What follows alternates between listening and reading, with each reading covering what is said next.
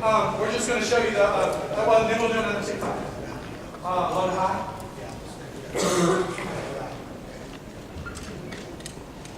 Okay, low to, all right, spot, here we go. We only done this once. Go left. Go left. Just step in low. Step in low, TikTok high. Oh, tops or lows, low to high. Here we go, hands. Ready? Hands. Steps, punch. Yeah, 1, 2. 1, 2. Remember top. Now get here, but raise this foot. Here. Okay. Do it again. And this rest. Here we go. One stop. Hand. No. Ready? Hands. 1, 2. Step. Good shit. Good.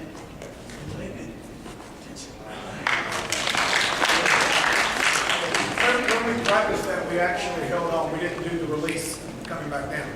Okay. Once again, we're trying to save time and compact a bunch of this stuff together. So we did the release to the low, and then took the TikTok back out to the high. The whole trick to that release to low is actually getting the grip after the ball up. And the grip is primary, secondary base. Right here, grabbing that foot and pinching the shin. I'm shooting for the toe. He's going back foot, and I've got thigh. And then that way, as he starts to pitch, as it starts to go here, I'm releasing this foot, grabbing this one, and it steps right into your hand. If it's as you practice and you get your timing together. Your back spot, as it passes through low, you want to grab hip, and you almost want to put part of your hand on her back in case she starts to lean a little bit because she's on her opposite leg, and the other hand is going to go underneath what your shirt's on his leg. It's going to catch right here, and you hold her in her too, because a lot of times she'll start to lose her body position. And when she's in here, you control, dip, let go, release, and find the foot. Cool. Find that flat surface. Okay, sheet. Love the sheet. Level 3. Step to the side. You go there, I'll back this one.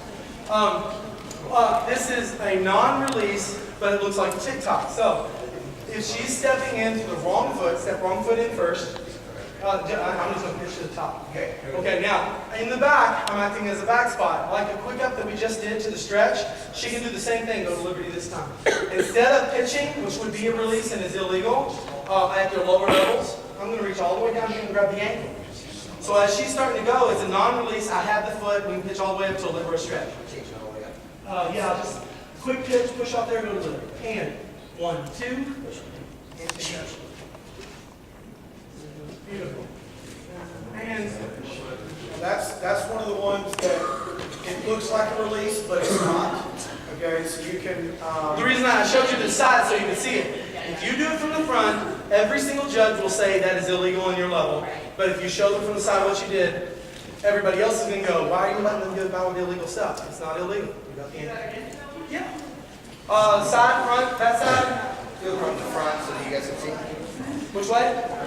Front. Front. Quick switch. Hand. Ready? 1, 2. That will also help your flyers get ready for the true release. Okay, because once again, a lot of times when the flyers are doing that ball up release express up to the top, okay, they will have trouble replacing their feet from one to the other. Okay, with this grip, you've actually got control of it as it goes to the top. That flyer can't go one way or the other to the foot. So you can use this, one, as a cheat for level 3, okay, or as a train Training tool for trainer their for level. level 45. Hey, and you guys, when you do your stunts, think about when you're putting them together. I got a level 5 transition, I got a level 5 dismount. I got something level 3 in between that's really easy, but then I jump right back into a level 5 body position with a double, or extreme flexibility with a double down. Mix it up, because just going hard doesn't give you extra points. Once you've got the judges, I'm not going to say confused, but you've given them everything that they're asking for within that level, they have to give you the score at that level. Then it's execution. So whatever you can do to make it easy for your team and still hit what is written as far as has to be there, you're going to get the score and you're going to get your execution and your score is going to go up dramatically. Instead of just trying to be, gotta do hardcore this. You know, so work with that and work with a combination. Sometimes pull up at the beginning, sometimes do the rewind, move, and a pull up from a sponge. There's lots of ways and it's easier, different people, different things. 3 may do full and a half up, 3 may do pull up from sponge. Whatever you're doing with the judges, they're seeing pull-ups and they're seeing full and half ups and they're seeing flipping and they're looking at the overall composition in 2.5 minutes. They got to give you that score. Cool? Yes. James, you mentioned before about changing formations in the stunt. Absolutely. Do you mean while it's extended, or sponge it down, move it, go I back think up? it's beautiful when they do it, but I pound so much into my stunt section that you're going to have to give me the score that I want, whether I do that or not. Okay. Now, if you can do it, if I've got a group, and I've had groups that do it and do it very well, then I'll do it, and that's very impressive, doing an overstretch or something like that, and moving in your overstretch. But moving in your overstretch does not equate to the highest score if the technique and the other things are not there. So play with it. If you got a group and 2 of them can move, 2 move. If all of them can move, great.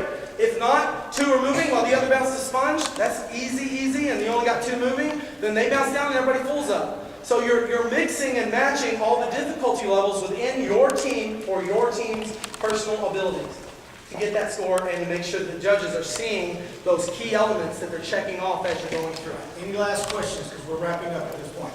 Yeah. Sidewinder? Side something? Yeah. Yes, ma'am. I just wanted to make sure that you were mentioning things that you like to make sure that you have in the stunt center. Yes. And they're making sure you have a shuffle down, making sure you have information in your system. Yes, I'll do that, and then we'll do the side summing, and then they're going to run us out of here.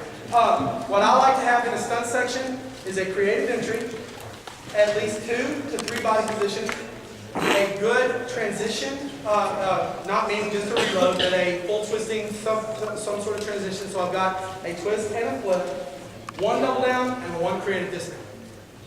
Okay? And that creative dismount can be a roll of the yo-yo right back in, and then go up to stunt. So that way for the judges, I'm twisting, I'm flipping, I'm body position, double down, and formation changes.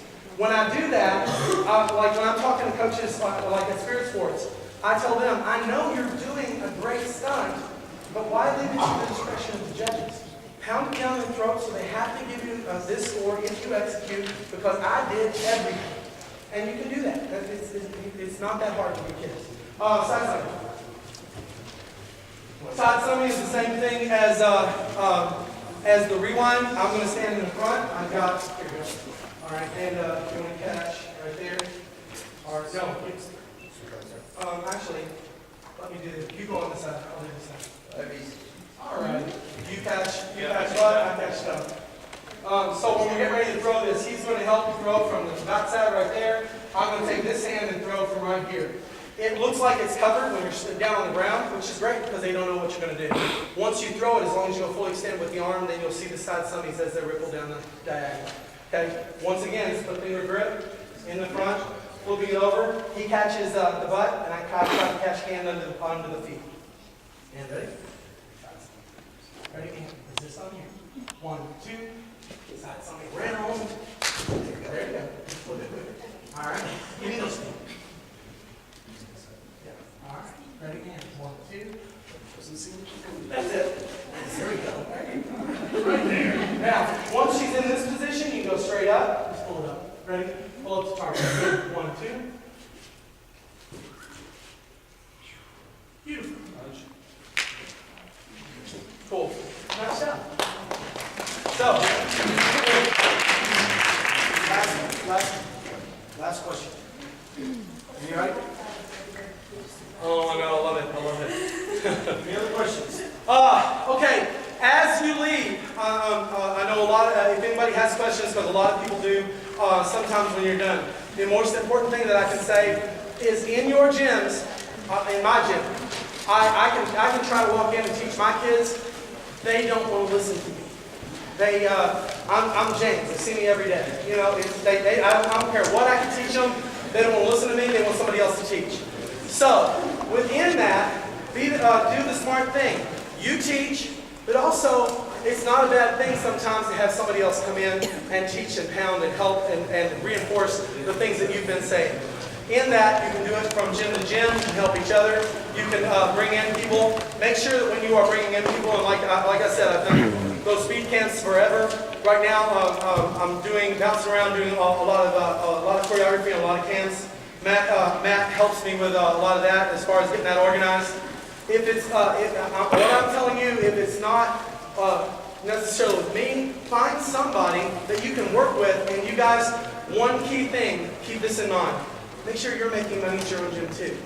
Don't pay somebody else to come in to make all the money, and then they leave, and your kids are paying that out, and you're not able to survive. So make sure that you've got something going on to where you're going to survive, be able to compete, that your kids are getting what they need, and you're keeping your parents happy, and you're learning, you're keeping them safe, and you're moving forward. Okay? Bottom line.